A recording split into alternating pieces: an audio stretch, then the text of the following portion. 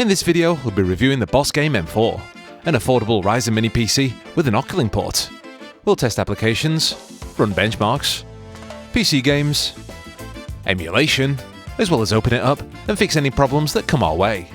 Is the BOSGAME M4 Mini PC worth it? Let's find out. Welcome to Team Pandori. Subscribble. So this here came directly from BOSGAME. No cash has been exchanged, and all they want in return is a non-biased video review. So the BOSGAME M4 is packing the 8745HS, so let's unbox this beast.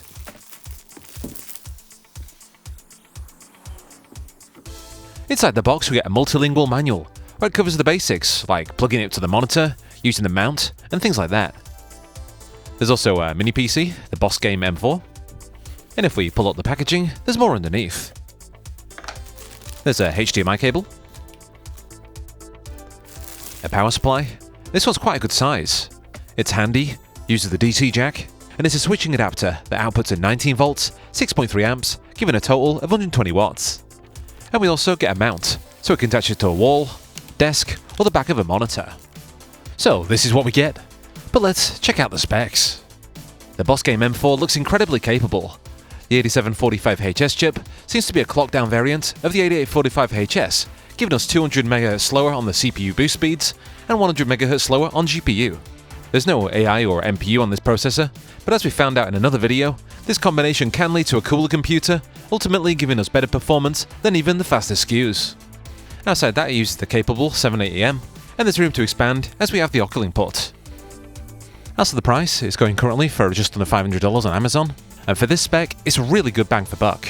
We've left you affiliate links down below if you want to help us out and no extra cost to yourself. So let's take a closer look. First we gotta remove this plastic.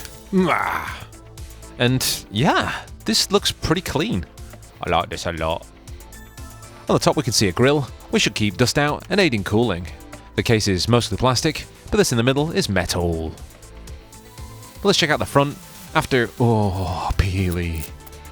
Over here we have two USB 3.2 Gen 2s, followed by two USB Type-Cs, and only one of these is USB4 with video.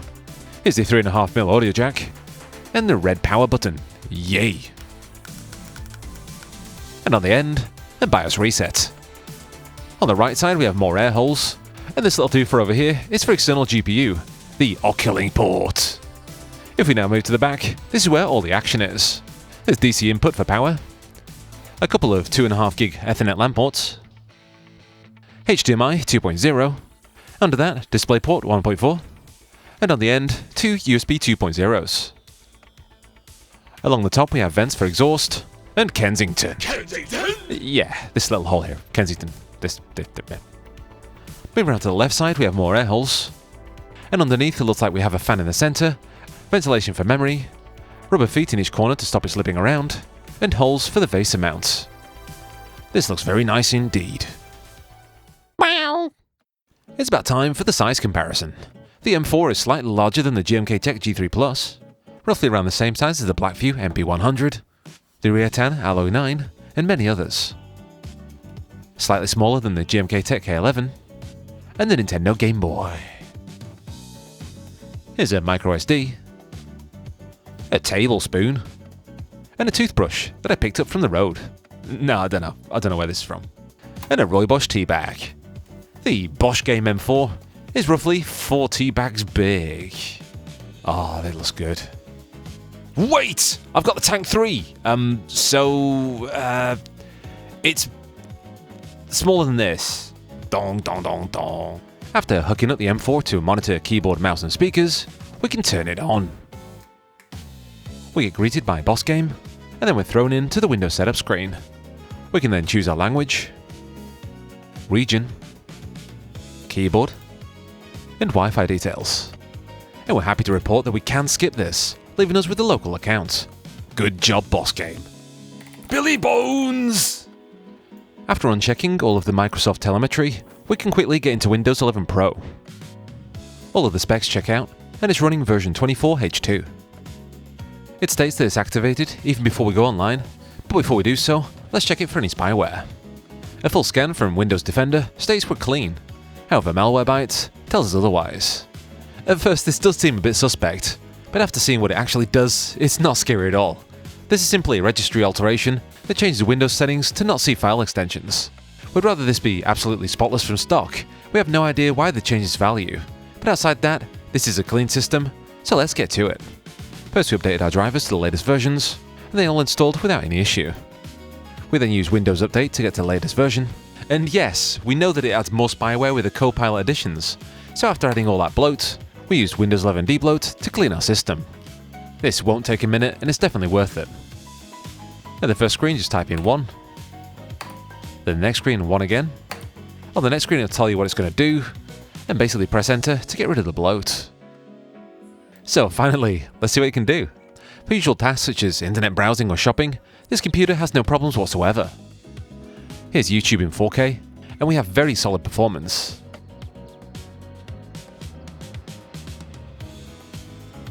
It handles productivity tasks like making 2D art and videos quite easily, so it's ideal for a student. And it's also a solid choice as a door. Latency Mon gave it the all clear, and when we tried it in 4K, it held up with minimal lag.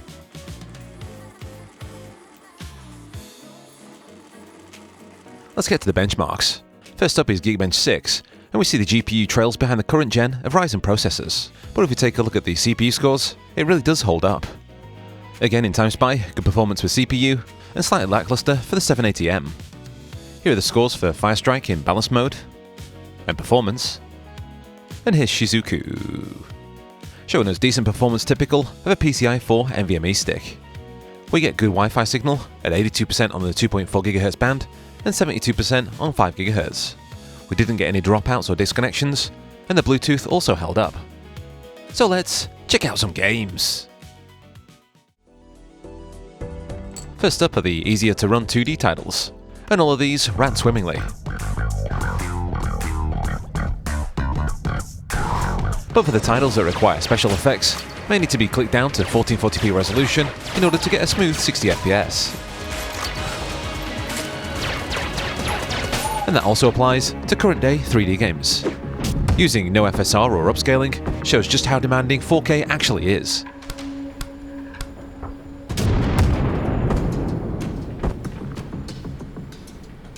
Forza Ryzen 5 at 1080p high is semi-playable, but slight stuttering is present. But if we change options to medium, it fixes it right up.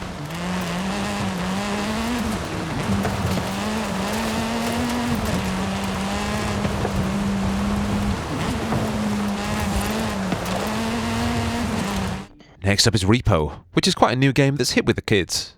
But as you can see, it's very playable.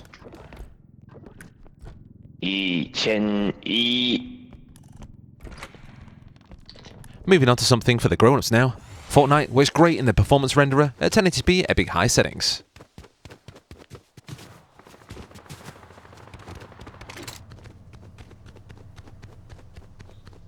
And it's even playable at 1440p.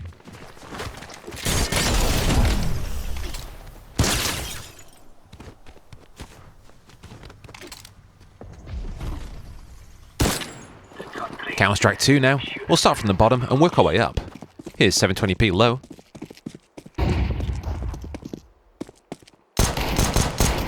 Raising the resolution to 1080p low.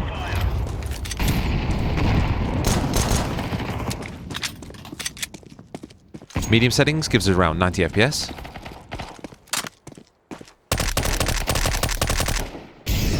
And now 1080p high. And a few minutes in, stuttering starts to return.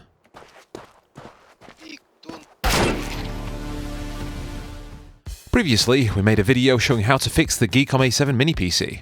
Symptoms seem to match, and our issue is when the memory hit around 78 degrees Celsius, performance would take a hit, and games would start to suffer. In that video, we've managed to fix it by using thermal conduction, but we're happy to see that the BOSGAME is very different, as it already has a fan underneath. If we test Rocket League at 1080p quality settings with VSync off, it does play well. That is until memory gets near 80 degrees. The FPS counter won't really pick it up, but stuttering is definitely present, and the game feels like you're driving in quicksand. Checking the bottom of the PC, it's quite obvious that the feet are just too short, stopping airflow. So let's add our own, taller rubber feet. These are from the 100 Yen store, so they're quite cheap. And as you can see, the memory is much cooler, and it plays far better.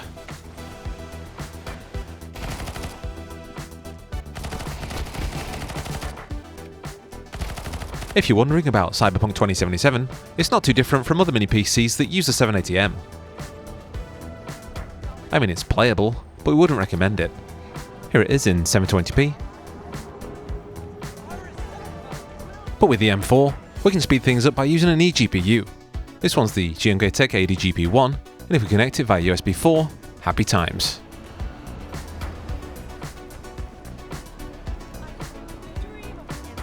But then we tried the OCULINK port. Now this is very unusual as it should run much faster. We only have one eGPU, so it might not be compatible, but if we check it's only using 7 watts. Disabling the onboard graphics did not speed things up, but we did find a solution with the universal x86 tuning utility. We simply just need to raise these values, and we can have happy gaming times. It seems like the system limits the power to the GMKTEC eGPU, but we're unsure if this is a problem on the PC side or the eGPUs. If you're having a similar issue with another eGPU on this system, please let us know in the comments down below. So let's move on to the BIOS. The first thing we noticed was while there was a mouse pointer, there was no real reason, as using a mouse to navigate was very laggy. We have the usual options like Wake on LAN, as well as power limit select. This is just the TDP, but we recommend leaving this at balanced, as raising it would increase temps and noise. We can also adjust VRAM, or faff around with other settings. There's a simple way to change fan speeds, but we prefer to leave them as stock, turn off Secure Boot, and run Balatro Linux from an external USB drive. So Balatro Linux had no issues loading up. We could use the Wi-Fi to connect to our network, and we could easily pair our controller with Bluetooth. And regarding emulation, we were very happy with its performance. It's full speed Sega Model 3, Commodore Amiga,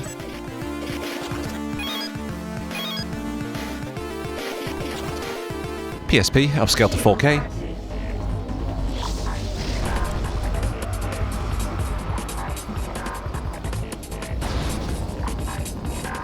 and PlayStation 2.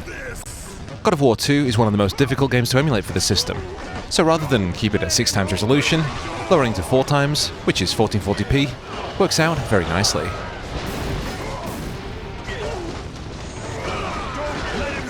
But what about the upper tier? Well, it's on PlayStation 3 at 1080p, and it runs great. It's about time we get into the noise and temps.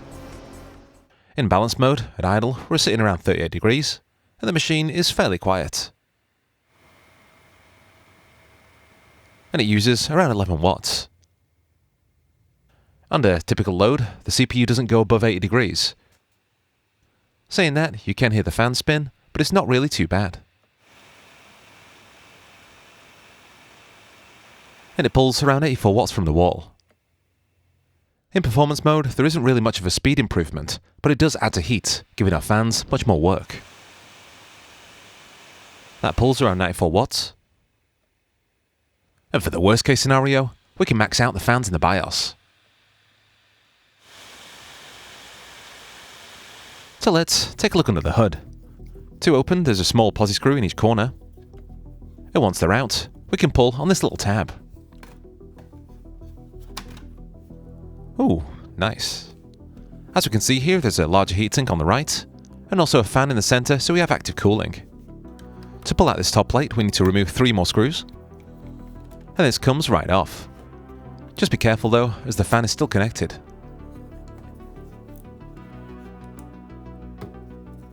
The inside of this looks fairly clean. At the bottom here we have 2 sticks of DDR5, which means we're running on dual channel, and both seem to be Crucial branded. Over here we have the PCI 4 NVMe stick, and there's an extra slot on the end if you want to expand storage. And then there's also a chip for the Wi-Fi. We can of course remove or upgrade memory if we wish. And what's pretty strange is they've added this thin graphene heatsink.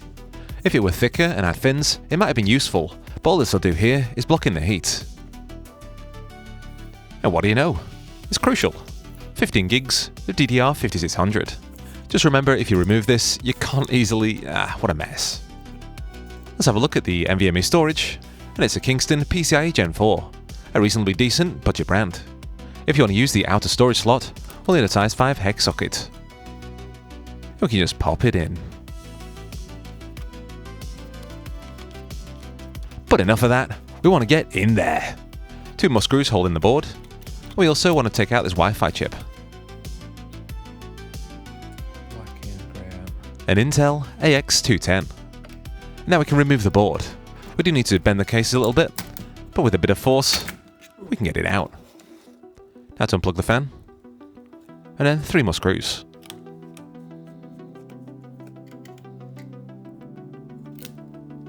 Ooh. To get to the CPU, there are 4 more screws.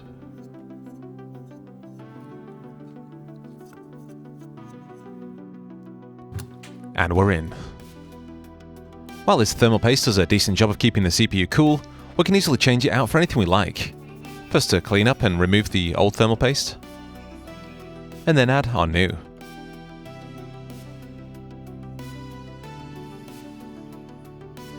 And as we were closing the case, we noticed the thermal pad only covered the top section of the NVMe storage.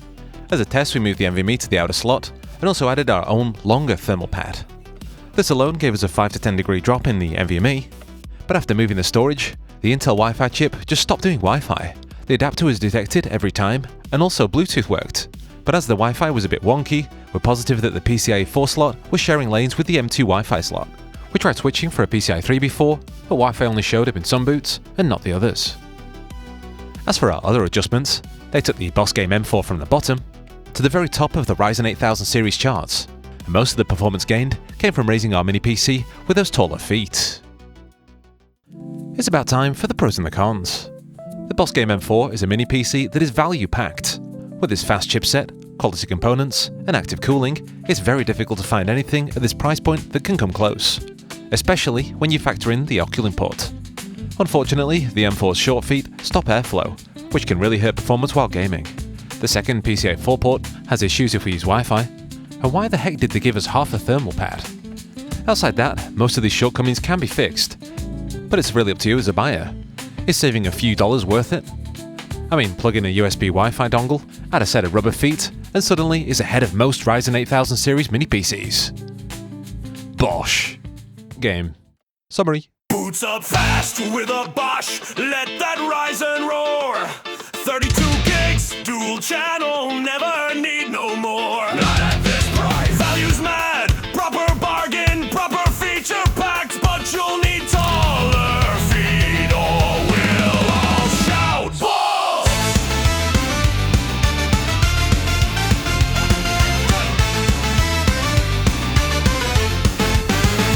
Fix the airflow, hush them fans, swap the pad, you're sorted lad. Quirk's gone all melted away, none of the problems here to stay. And for under $500, let's say it across the north, M4's the one. When prepared, it's my kind of sauce.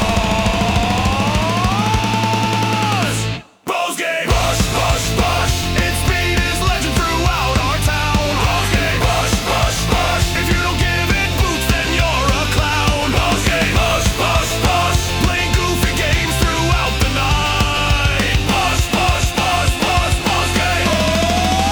I'm hard. Here's a big thank you to all of those on our Patreon. These guys help us keep on the lights, and if you too want to help us out for the price of a cup of tea, we'll be eternally grateful. If you found this video entertaining, please whack that like button, and don't forget to subscribe if you want to see more. This is Chicken from Team Pandori, and I'll catch you in the next video. Slot wouldn't interfere with the Wi-Fi. Next time, make sure it can Bosch out the